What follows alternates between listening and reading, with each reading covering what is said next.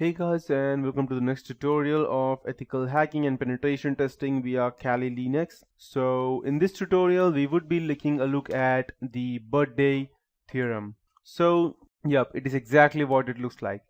Gx raised to n plus y raised to n is unequal to z raised to n where n is less than 2, and this might go completely bouncer for you and you might not understand any of these things, and I completely understand that.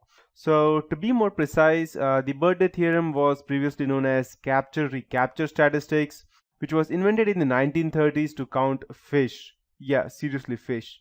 Suppose, let's say there are n number of fish in a lake and you can catch m number of them, tag them and throw them back. Then when you first catch a fish you have tagged already, m should be about the square root of n. And the intuitive reason this holds is that once you have Vn number of samples, each could potentially match any of the others. So the number of possible matches is about capital N, V capital N, or just N, which is what you exactly need. So this might be a bit confusing for you to understand. You can just go ahead and repeat the tutorial, but I cannot make it more easier than it is exactly what I could say. Or I can say that that's the most easier definition I could give you right now.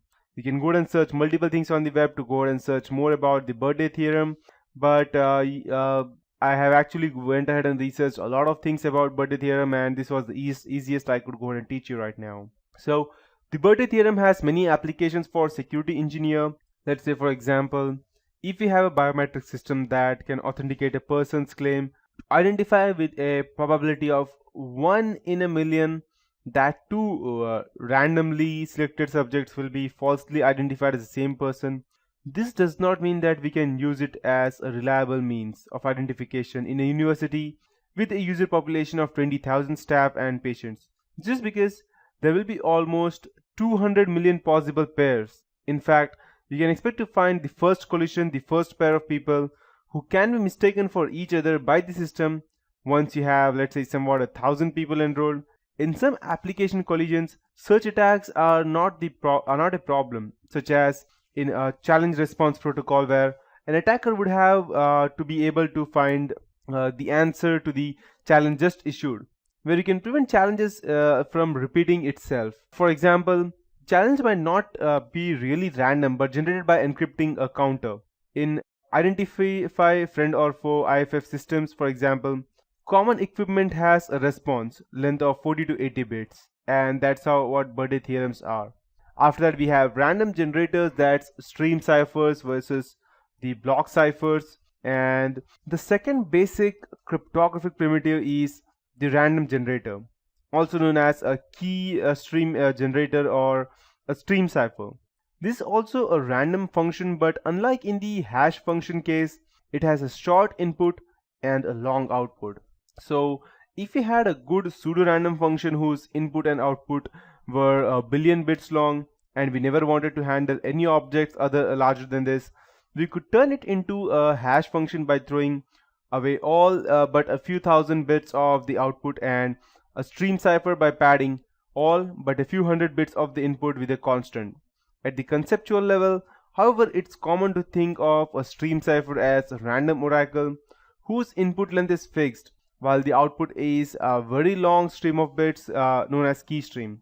It can be again used to quite simply to protect the confidentiality of backup data. We can go to the key stream generator, enter a key, get a long file of random bits, be it exclusive or with our plain text data to get ciphertext, which we then send to our backup contractor. We can think of the elf generating a random tape of the required length each time he is presented with a new key as input, giving it to us and keeping a copy of it on his scroll for reference in case he is given the same input again. So if we need to recover the data, we go back to the generator, enter the same key, get the same long file of random data and exclusive, or it with our ciphertext to get our plain text data back again. Other people with access to the keystream generator won't be able to generate the same key stream unless they know the key exactly, and that's what the stream ciphers are. As for block ciphers, it's the third type of primitive and the most important in modern commercial cryptography is the block cipher. which I will model as the random permutation. Here the function is invertible. So let me just skip. Okay, and yeah, I was saying invertible. So the input plain text and the output ciphertext are of fixed size. With Playfair, let's say both input and output are 2 characters. With DES, they are both bit strings of 64 bits. Whatever the number of symbols and the underlying alphabet encryption acts on a block of fixed length. So if you want to encrypt a shorter input, you have to pad it, as with our final Z in our Playfair example. So you can visualize block encryption such as we have an elf in a box with a dice and a scroll. On the left is a column of plain text and on the right is a column of ciphertext. So when we ask the elf to encrypt a message, it checks in the left hand column to see if it has a record of it. If not, it uses dice to generate a random ciphertext of the appropriate size, and it should be one that does not appear in the right hand column of the scroll, and write down the plain ciphertext in the scroll. If it does find a record, it gives us the corresponding ciphertext from the right hand column, and when it is asked to decrypt, the elf does the same but with the function on the columns reversed. So he takes the input ciphertext, checks it, but this time on the right hand scroll, and if he finds it, he gives the message with which it was previously associated. If not, he generates a message at random which does not already appear in the left hand column and notes it down. A block cipher is a keyed family of pseudo-random permutations. For each key we have a single permutation that is, let's say, independent of each other. So you can think of each key as corresponding to a different scroll.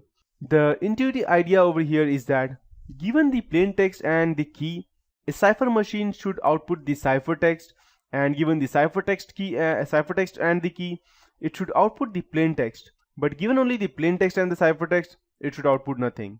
And that's how they work exactly. And after that, now we have the digital signature. The final primitive over here, which I will define here today, is the digital signature. The basic idea is that a signature on a message can be created by only one person, but it can be checked by anyone. It can thus perform the sort of function in the electronic world that ordinary signatures do in the world of paper. Signature schemes can be deterministic or randomized. In the first, computing a signature on a message will always give the same result. In the second, it will give a different result each time you compute. And when you go and when it provides different results each time you compute, it is more like a handwritten signature. So no two are ever alike, but the bank has a means of deciding whether a given signature specimen is genuine or forged. So similarly, signature schemes may or may not support message recovery. If they do, then given the signature, anyone can recover the message on which it was generated. And if they don't, then the verifier needs to know or guess the message before he can perform the verification. So there are also more specialized signature schemes such as blind signatures and threshold signatures, but I will postpone the discussion for now. Formally, a signature scheme like public encryption key scheme has a key pair generation function that, given a random input R, will return two keys. So SNR, that's the private signing key, and VR, the public signature verification key, with properties such as, given the public signature verification key VR, it is infeasible to compute the private signature key as R. And there is a digital signature function that, given a message M and a private signature key as R, it will produce a signature SIGSR, that's size R, for the M. And there is a signature verification function that, given the signature size RM and the public signature verification key VR, will always output true if the signature was computed correctly with SR, otherwise it will go ahead and give the output as false. So yep, and that would be it for this tutorial. I'll be ending with this digital signature platform. In the next tutorial, I'll be going ahead and completing the basics parts and the advantages and disadvantages of ciphertext.